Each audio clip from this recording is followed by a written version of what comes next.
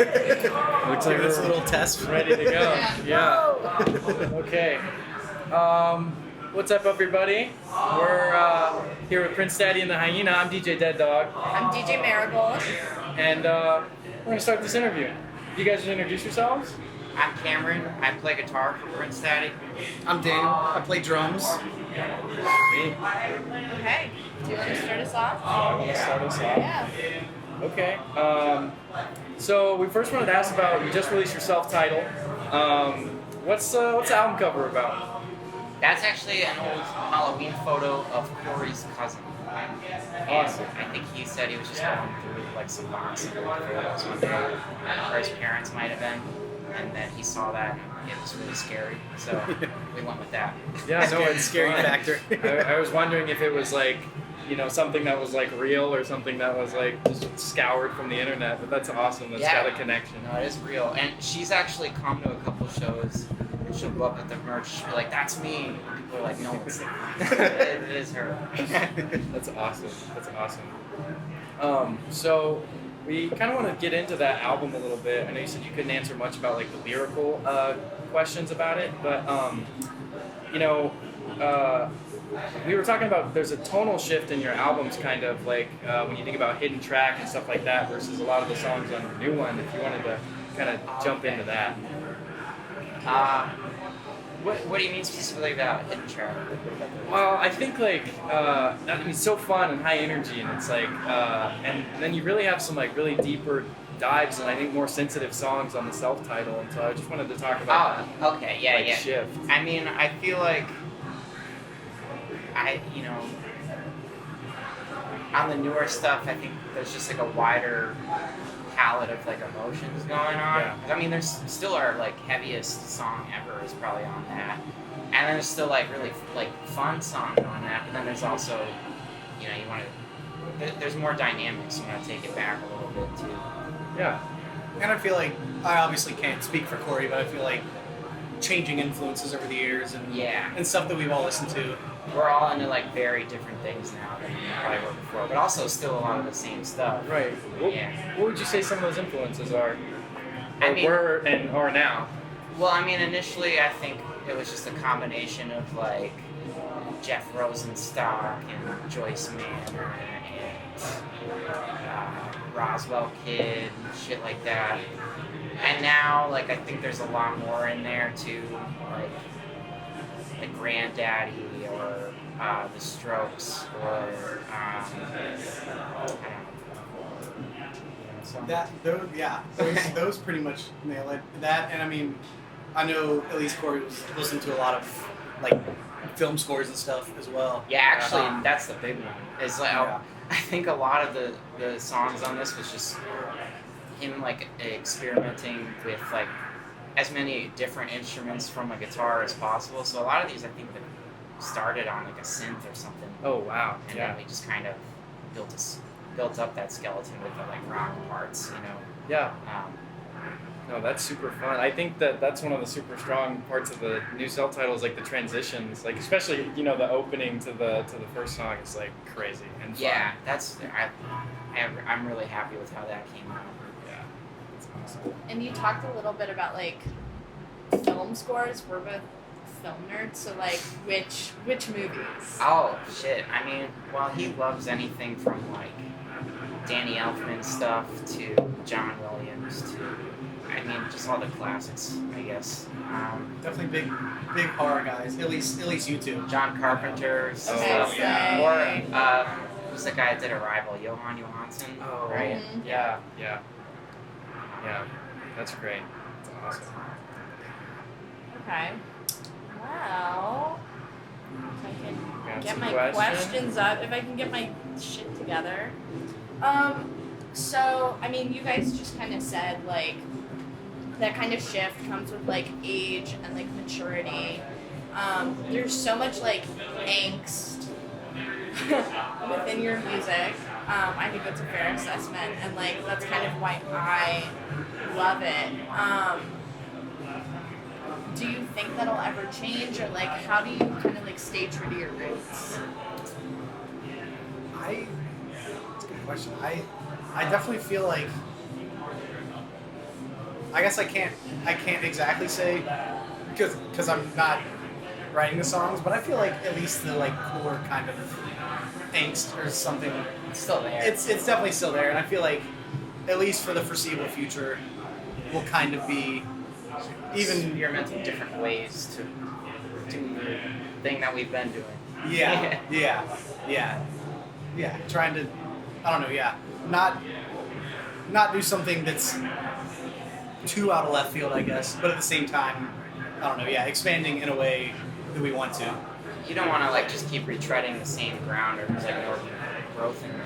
No, for sure. Yeah. For sure. I think the new album was like a welcome surprise by everybody. I mean, I haven't heard nothing but just praise about it. I know it's semi-popular within KVRX. Yeah, It's definitely for making sure. its rounds. But yeah. Here, so speaking of roots, I'm sure I've said this in interviews before, or my single interview I've done. I'm from North Carolina. You're from North Carolina. I've like come up in that scene. How has like, if you want to speak to like your experience, especially with like kind of the East Carolina like mountain stuff, like there's tons of people that I feel like are coming out of there, but like how has that kind of like influenced you, and like what was that like growing up? Yeah, I feel like I like grew up in Greensboro, and definitely it was definitely nice, at least from like the point of like just seeing bands that I like, or being exposed to any kind of music I wanted to see. I feel like there was definitely a lot of bands that I would want to see came through there. You know, came through Durham and Raleigh and stuff. Yeah. So that was always nice, just to be able to see the bands I wanted to see and kind of like take influence that way. But yeah, especially with like going to college in Asheville and stuff. I don't know. I feel like it's just always been. I mean, obviously, any big city will have this, but like everyone there's always been very supportive, very welcoming. Always like plenty of places to play, plenty of spaces to be in, and there's definitely just a lot of different stuff. I mean, you can play rock music, you can play an emo band or whatever, but then you can also go play bluegrass at a bar or something. Like there's a little bit of everything. There's a place for everything. So that, I don't know. Yeah, it's always been supportive and a nice. I don't know, just nice to kind of build confidence of doing the thing there. Yeah, no, it's like a super, I think, like inclusive environment. Like even in comparison to Austin, like there have been things where it's like, it really feels like a big family back at home, and like everybody kind of knows each other. Where here, it's a little bit bigger, a little more anonymity, and like being like a chick like in the pit is definitely like you don't like, oh, I don't know who that is, which kind of leads me into my next question. Do you, I mean, like you guys would kind of be grouped in with like the Midwest like emo kind of genre and scene. Do y'all like subscribe to that, and like do you think your music is gendered? At least for me personally, as far as like musical taste, I would say I haven't listened to that type of thing in like years and years probably. But all of us probably. I mean, we were definitely into it. What 5-6 years ago, if that. But I don't know. Yeah. Yeah, I mean, I feel like I wouldn't characterize us as Midwest emo at all, but I think that label kind of got thrown at us a lot just because of like some of the tours we did, and like a lot of our friends were doing that kind of thing, and we did like some splits, with bands that would be more characterized by that sort of thing. But yeah, I think for the most part we're just influenced by like any like subset of like alternative or like pop music, and I think we're just constantly experimenting with trying different things within that range. So what would you, because like even my best friend, who I would say is like your biggest fan, like there's definitely a level of like, I'm a dude, like you would never be able to understand truly like Prince Daddy The Hyena's music. Like, Whoa, what does that mean? Like, no, that was like my question was like, do you feel that like your music is like gendered and like for like dudes? I don't feel that way at all. I don't feel like Yeah. either. Yeah. I'm a huge fan of rock. Everyone has feelings. Yeah. Exactly. I I think, don't know. yeah, if anyone can relate to it, obviously it's for anyone to relate to. I mean, if you can take something from it, I don't know, yeah, it's definitely for everyone. Yeah. By all means, yeah. Yeah, that's awesome. It's good to hear. Yeah. I think Good confirm. Yeah. I was doing some research on you guys, and I saw that you have some plays. You did some plays. It says like on your Wikipedia that you did some plays. So- Like, what is that about? So, we've never done any plays. Our Wikipedia was mostly like written by our friend Paige, who Okay. I think just was goofing around a bunch on there. She must have thrown that in there somewhere. Oh I don't man, know. I was excited. I wanted to know what the plays were. Maybe someday. Yeah. You know? Yeah. I was like 4 plays. Yeah, Like, yeah, it was so that's quite a specific. specific, yeah, number. Still no It's more tone albums. but Yeah. Okay, so.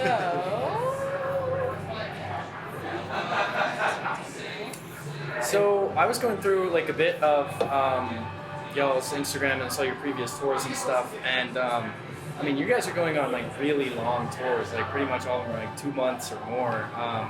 Do you? I mean, what do you feel about your guys' like work ethic and like are you feel tired after like these tours are like a lot longer than some of them, at least some of the local Austin bands are doing like primarily. I mean, I think it depends on kind of what's just going on in your life in general. Like if you kind of got nothing else going on, Yeah. it's just kind of like, I'd rather be doing this than be sitting at home staring at my wall, Right. you know? But, I mean, it definitely, it can get pretty hard. Like especially for those of us that maybe have like some attachments at home and like they miss that and like they want to be somewhere else, or like I mean it helps too to like also we like check in with each other and make sure morale is high, Right. Here and there. But honestly, like this tour specifically has felt like really short. Yeah, yeah. Especially coming from like a 6 week tour, a 6 week tour on our last tour. Yeah. And then doing this only half the time. Obviously, it's still about a month, but yeah, it kind of doesn't feel quite as grueling. Thinking now, like, oh man, last tour we would be in the middle of tour right now. Like, that is a crazy thought. Obviously, we all love doing it, and I feel like we're definitely lucky to be at a level where it's more sustainable. Like we can sleep decently every night, and we're not gonna go completely broke. And that definitely helps. Just having a van, with working AC and stuff. There you go. Which hasn't always been the case. Yeah. Obviously, like it's yeah. There were some rough ones back in the day. Yeah. We had this big, huge, like, well, I guess not huge, but it was like a mini bus, and it like was falling apart while we had it, and there was no heat or even AC really in there, Yeah. and like we definitely, I don't know how we got through some Yeah. of those tours, but I've been thinking about this more. I mean, it's just like, especially I don't know if you're gonna do it like. You gotta start when you're kind of young. Like I think it was probably just I don't know. We were not obviously we're not old by any means, but I don't know. Like when you're 22, you're probably I don't know. It's probably a little more like you're like let's do it. Let's be kind of miserable. Yeah. And now it's just kind of like that sucks. it used to be a lot easier to get away with just not taking care of ourselves. Yeah, As yeah. we get older, it's like Yeah, absolutely. Yeah, yeah. It feels like it's always the one main thing I feel like I've learned is like there's gonna be bad days. You're not gonna feel great every day. But you just gotta there's gonna be bad days, but there's gonna be really good days, and just gotta keep pushing. I guess. Keep pushing. Alright, we'll reset this camera. Yeah, I was gonna say, so we're gonna do some rapid fire questions. Okay. You guys ready for some rapid fire questions? We're here pre-show. We're about to go on. Get the energy up. So we're gonna go first. Guilty pleasure song. It's a pleasure song. Oh, that's tough. guilty pleasure song right now. I mean, I guess I don't really you know, and like the guilty, like I should Right, feel guilty. right, But right. if I had to choose one that like fits that, I guess like some of these like new Demi Lovato singles that are coming out, Okay. they're honestly fire. Okay, So good. I haven't listened to it. I'll have to check them out. Pretty good. I've only heard the one about like her being groomed by like Yeah. Homer Van. Yeah, That kind of one. goes hard. Kind of goes hard. Bangs, bro. When the chorus hits, you know. Oh yeah. Nava, do you have any guilty pleasure films? Freebird. Freebird works for any circumstance. Like I have a class with like this guy I used to kind of date, and I was like trying to hype myself up, and I was like, what can I play? Freebird. Always, Oh, anytime. yeah. Like stripper song, Freebird. Works in every circumstance. Yeah. How about you? I would say, I mean, I'll be honest, legitimately, essentially, I haven't even really listened to much music in the past like 2 years. Whenever I want to listen to music, I just listen to Taylor Swift, like straight up. That's it. Yeah. Slay. So that's it. What's the top three? The big Top three? Yeah. Right now, I've been listening to Folklore and Evermore a lot. So all those songs, like I don't know, you know, August. That one's good. Yeah. What's the one I was listening to? Come on. Let me take a look here. I'm horrible with song names. Consult the scrolls. Yeah. Oh, Cowboy Like Me. That one does something for sure. That one's great. I'm like an older Taylor type of guy. I like Mean, you know, the self-titled. Oh my god. Yeah. I had Fearless on CD in my car. That it's like getting worn out. I love that. Love that stuff. Yeah. The kind of country stuff. Oh yeah. I'm a big fan. Okay, you got what's your go-to sad song? Honestly, like a song where like you're feeling sad and you just want to kind of like stew. Yeah. Honestly, I may have had some back in the day. Try not to stew anymore. I honestly, yeah, I haven't really like done the thing of like, I'm feeling bad. I want to like, maturity. yeah. That's that growth we're seeing and hearing. Yeah. I would say back in the day though, for sure, it was like, Hotel Your Home, like No Places There. That one was the one I'd put it on and do some stewing. But yeah. Oh man. Currently, I really like this band called King Woman, and they have this song called Paradise Lost. That would probably be my depression song right now. Okay. Bring the vibe back up. Last rapid fire question about songs. Happy song. I mean, any of the Taylor Swift. Swift. Oh yeah, Oh, yeah. 100%. Yeah. No guilt. No guilt You there. shouldn't. No guilt, we got it. Or some Granddaddy. My happy song would probably be Needing You by Strange Ranger. I think I know that one. You have to check it out. It's cool as fuck. Yeah. Okay. All right. Favorite juice? Favorite juice? Yeah. Ooh, just like flavored or something. Whatever juice means to you. Ooh. Okay. I Could be orange, could be world. I don't know. I would say I like a good like pineapple juice. I like a good pineapple juice. You know, straight as a mixer. What have you? Yeah, fan of that. Might probably be cranberry juice. Cranberry. Healthy. That's healthy. Okay. Keeping the UTI Pomegranate, track so, clean. yeah. Well, it's gotta be like, I mean, it's not necessarily healthy unless you get like the pure, like 100%. Like, You're this is cranberry just cocktail cranberry. type of guy. I don't know about that, but like, it was, Okay, and last two rapid fire questions are going to be your favorite non-musical hobby. Oh, I love this one. it's got a lot. Yeah. The past, my quarantine hobby that has now turned into a money throwing obsession has been disc golf. 100%. golf. Been Yeah. playing the disc golf. Yeah. Spending lots of money, spending lots of time. Yeah, I can't get enough. There's Definitely. big disc golf culture here in Austin. Oh yeah. Yeah. There isn't. I get so surprised by how big it is. Like everywhere we go, he finds like a course, and he's just like, "See you guys in a couple hours." Yeah. There was one today, literally across the highway at an apartment complex that I went to and played. There you go. It's blowing up. It's very fun. I would recommend getting out there and doing it. The PGDA came to you, would you leave guitar? I'm gonna say there's absolutely no chance that'll ever happen. If they were like, come play an event, I'd do all my obligations that I've committed to. I'd try it out for sure. Yeah, if I got to that level, let's do it. Non-musical hobby.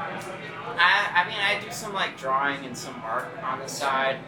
I used to be like really big on like comics and stuff, but I kind of fell off from that. But I guess like that's my thing. Okay, sweet.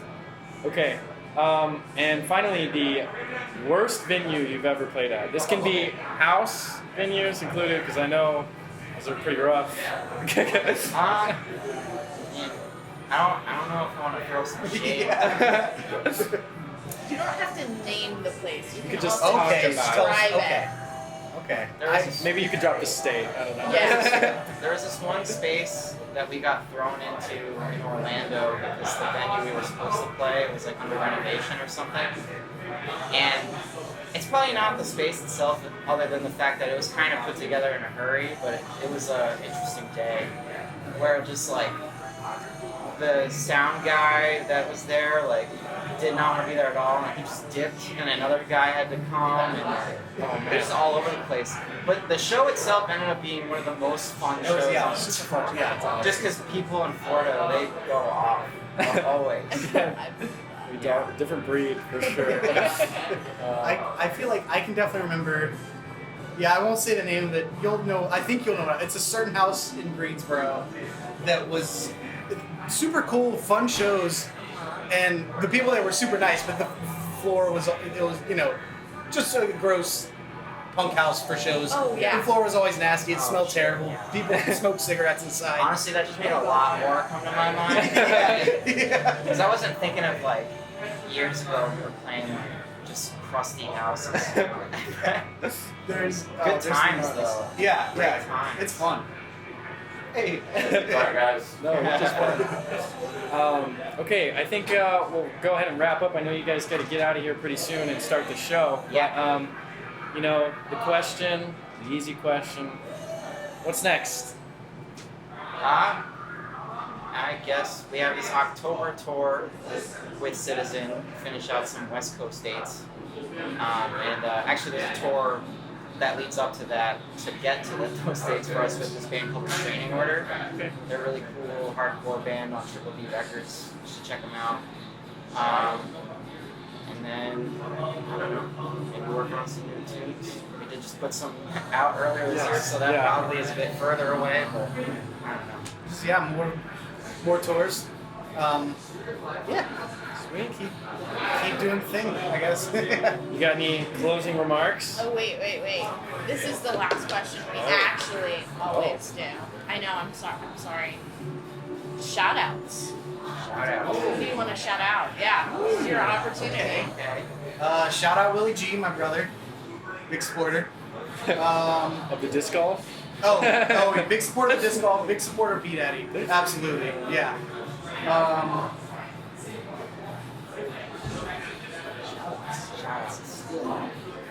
Shout out Oso. Yeah. Always. Yeah. Jake Solzer, Shout out counterintuitive. Jake Solder. Yeah.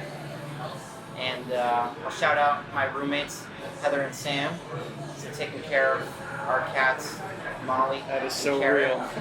I have a cat named Karen as well. Carrot. Oh, Carrot. Yeah. My bad. Who else to shout out? Shout out Yerba Mate.